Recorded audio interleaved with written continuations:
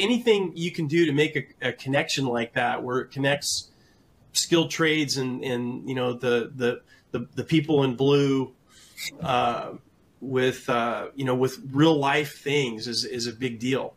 So yeah, and actually we're getting ready to do exactly kind of what you're talking about. So we have we're working with about 4 or 5, maybe 6 now ABC chapters in October, which is Careers in Construction Month.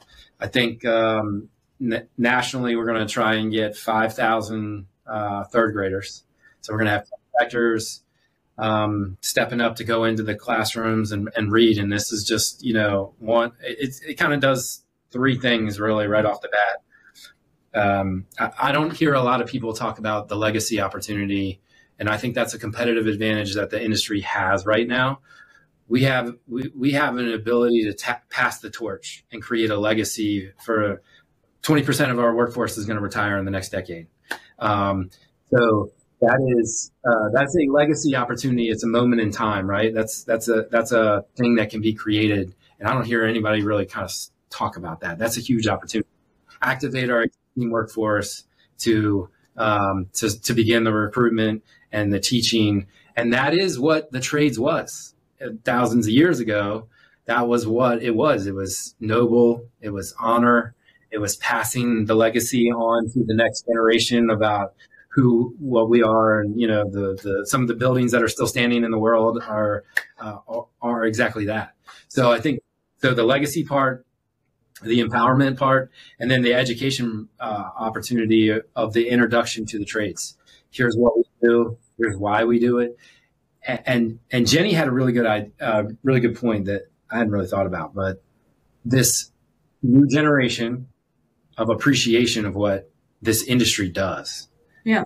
Yeah. I was, Chris and I were kind of, after the book was kind of written, I realized that I was kind of pulling subconsciously from my childhood, you know, different things that affected me and what I felt like as a kid and what drove me to action. And one day I was like, Chris, I remember when I was 10, there was this big movement in the 90s about saving the planet. It was about reduce, reuse, recycle. And there were different cartoon characters that were used, Captain Planet being one of them. There was a movie called Fern Gully Out. Anyways, there's these different things. But I went back to research and I was reading that this was, you know, a planned movement. We're trying to change a new generation to tell them that they should care about the planet. And if they don't, the world will fall apart.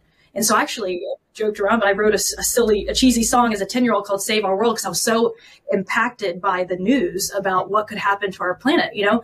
And so I think, so then I realized once we read this story that I was like, I'm actually pulling parts of that I would like kids to know now about construction, that if we don't, you know, learn the trades, pass this on and understand that it matters, our world will fall apart and crumble.